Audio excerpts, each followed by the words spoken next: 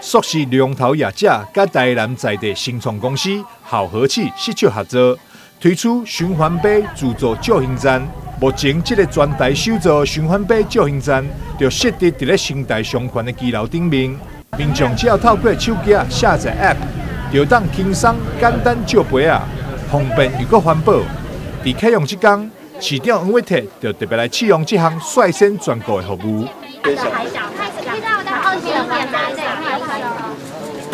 现在掉了一个。疫情的关系，以台南市来讲，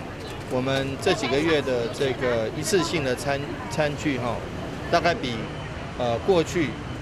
平常时期还要增加39万多公斤的这些一次性的餐具，那也不但增加了焚化炉的这个负担，也增加了对环境的负担。我想说这个部分，因为疫情也不知道什么时候才会完全结束，那民众为了求得安全，大多使用一次性的餐具，那这个对环境的造成很大的冲击。那以台南市为例，就已经增加39万公斤了。因此呢，我们非常感谢麦当劳能够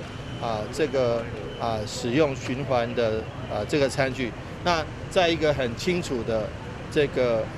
消毒设备能够建置起来，让这些餐具能够再次循环使用，大家恢复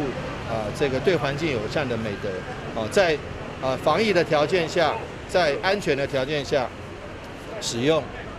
在完全清消的条件下能够使用这个循环餐具，我们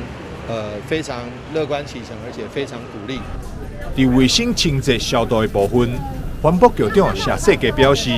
这个杯仔甲餐具，也这拢会用专业的机器消毒，而且定期上验 SGS， 卫生安全有保障。这部杯子呢，只要再还回去之后，它一定会做消毒，而且呢，透过 SGS 还会抽验，所以这个部分的卫生问题绝对没有问题。为鼓励民众多加利用循环杯，硕士业者也推出几点上后康的服务。携带着好和气的循环杯到我们全台南市的麦当劳消费，任何一杯饮料就可以得到麦当劳环保集点3倍的回馈哦。这么好？对，3倍的回馈，意思是说，你只要到台南的麦当劳带着好和气的杯子，然后购买1杯饮料，然后我们就盖上环保集点卡3点，那集满了5点呢，还可以到麦当劳去兑换1杯价值33元的饮料。民众伫循环杯自助救行站救杯仔了后，唔免伫原地点行杯仔，业者伫台南市总共有62个循环杯租行的据点，就是希望造福民众有更较好的使用体验。台南新闻张硕伟采访报道。